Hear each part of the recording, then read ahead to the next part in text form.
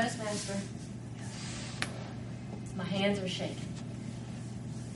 I'm anxious, I'm nervous. I forgot my introduction, so I'm sorry I had to run to the car. My knees are shaking. I've got butterflies in my stomach, and I've completely blanked out on what I'm supposed to say next. Raise your hand if you've ever been there before. These are all natural experiences of nervousness. Do you remember your first day of school? Maybe your first date? Maybe your icebreaker speech when you were here in Toastmasters? It's hard to stand up in front of people. And there's a lot of reasons that it might be hard for us to stand up in people. We may feel like we may fail or not fulfill what other people think we should be doing up there. Maybe we're afraid they're going to bore people and you're going to fall asleep right in front of me. That happened to me at the last conference, the district conference. I watched people fall asleep right in front of me right after lunch. That really hurts. It scares you, makes you feel afraid, makes you feel unimpactful. It's the opposite of ostentatious. It can just go right down. So stage fright is often something that it creates as a result of nervous energy. Well, I'm here to tell you today that nervous energy is not a bad thing. Nervous energy pumps you up, gives you enthusiasm, but it can be very frightening and give you a panic attack if you don't know how to deal with that energy. The heart rate goes up, the body starts to shake. All this is the result of adrenaline.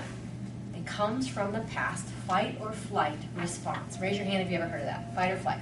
Okay? That comes from an adrenaline rush from way back when we were hunters and gatherers, when we used to have to take care of our food and be chased by lions and bears. It served as a purpose to vent all the blood from the center core of the body out to our hands, arms, and our brain so we can think and we can run and we can hide. So that is a very important process of the physiological body. However, when we want to go up and speak, it isn't always productive, and it can lead us into blanked mind and shaky hands and rattling papers and nervous this and nervous that. So stage fright is something that, if learned and taught and controlled, can lead to an excellent, enthusiastic, and understandable presentation. Because let's face it, usually the audience wants us to succeed, especially in Toastmasters. Usually the audience wants to learn from you. No matter who you are, if we're adults, we all should know, at least, that everybody can teach us something. So remember when you're scared in front of an audience that the audience really wants you to succeed out there. So stage fright, how can we turn this into a positive experience? Well, step number 1, experience.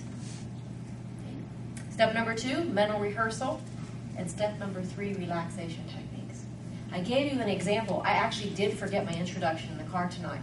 But then I got to thinking, well, how can I prove that to incorporate in my speech? Well, how many of us at the very last minute have things that don't work, or papers that go bad, or videotapes that don't turn on? My clicker at the conference worked 20 minutes before, stopped working.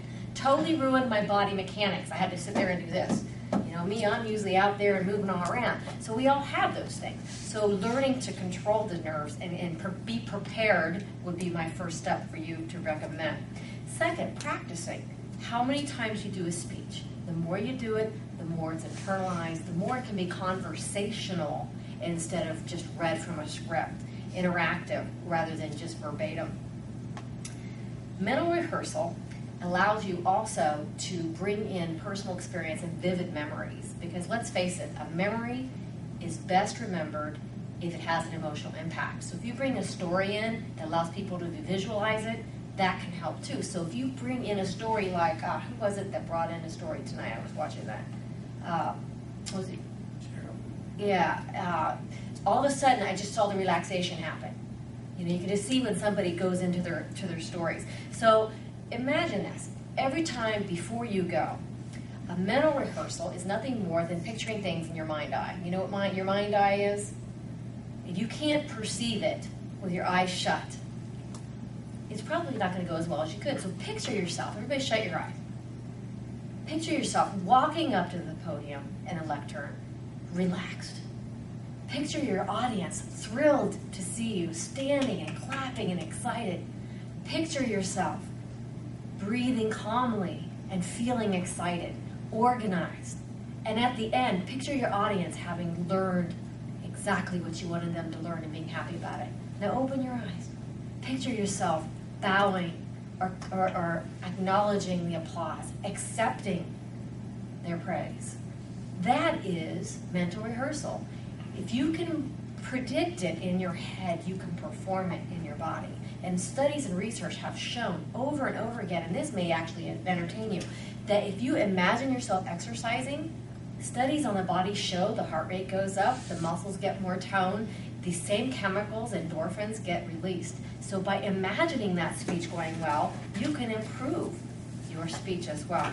Next, relaxation techniques. Everybody, when you're tense and you're out there, if you can in the background, stretch your head around. Stretch his arms, just stretch them around. Bend over a little bit, get the back going. So using your body to stretch out and release that tension. Next, I want you to take a good deep breath. Now, how many of you took a deep breath and felt their chest expand? Now, I want you to do it again, but this time I want you to have your abdominal area expand and not your chest. That's breathing through your diaphragm. Breathing through here actually increases the anxiety. Breathing through your lower diaphragm helps relax and gives you a better, deeper breath, a cleansing breath. That all singers know about. So stretching, releasing tension, being prepared, all these things can help reduce your heart rate, give you the appearance of feeling calm, even though you may not be calm on the inside. Practicing and rehearsing it in your brain lets you have experienced it multiple times before even getting up here to the lectern. So these are things that you can do to help take the terror out of talking that everybody has experienced at one time or another and hopefully can overcome so that other people can see your confidence and that you don't have to do, what's the other opposite of ostentatious? So that you can be confident. Finish speaking. Mr. Toastmaster.